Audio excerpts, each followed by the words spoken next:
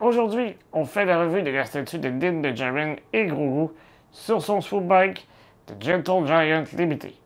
Mon nom est Dominique alias Lord Doom et vous regardez Star Wars Artifacts.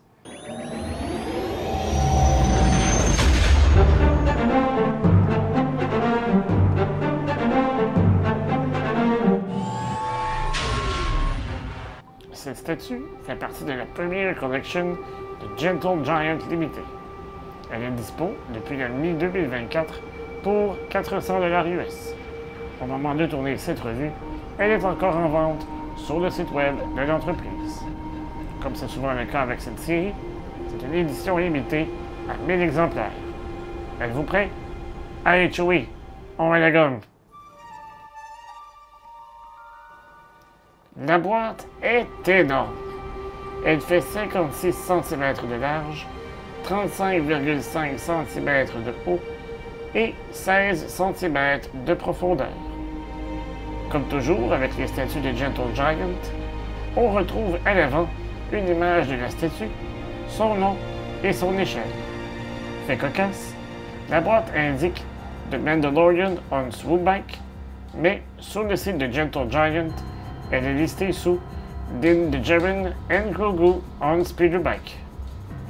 Sur les côtés, on voit Din Djarin en gros plan, et à l'arrière, on a une autre image de la statue complète et un petit paragraphe qui dit « Le Mandalorien, connu de quelques-uns sous le nom de Din Djarin, est un chasseur de primes aguerri qui parcourt une galaxie dangereuse en une époque incertaine.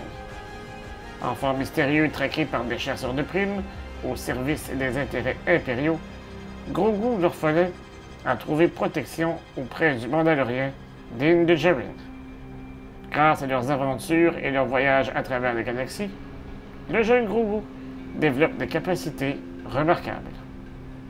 Passons maintenant à la statue. Elle est hyper détaillée et assez imposante. Comme beaucoup de pièces de cette collection, elle est en résine. Elle mesure 48 cm de long, base incluse, 23 cm de haut et 18 cm de profond. Son poids est de 2,7 kg. Elle arrive en 6 morceaux. La base, le swoop bike avec le bas du corps de Din, le haut de son corps, 2 mains fixées au guidon et la partie arrière avec le sac où se trouve Grogu.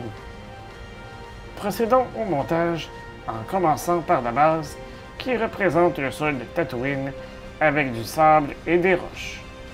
La texture est superbe. En dessous, on retrouve les infos habituelles. Copyright, nom du fabricant, lieu de fabrication et numéro d'exemplaire.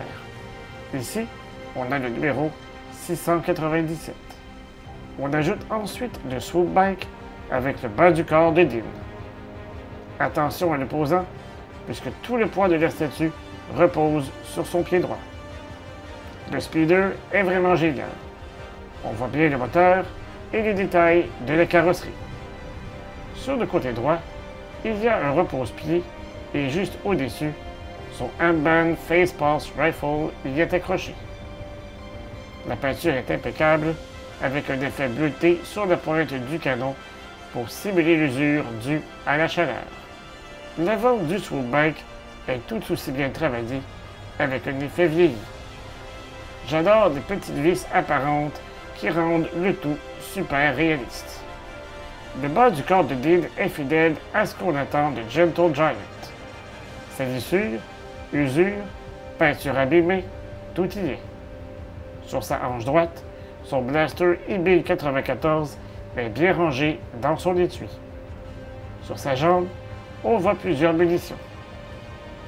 Avant de terminer l'assemblage de la statue, n'oubliez pas de vous abonner à la chaîne, de cliquer sur la petite cloche afin de recevoir des notifications et de liker la vidéo afin de nous aider à poursuivre notre travail.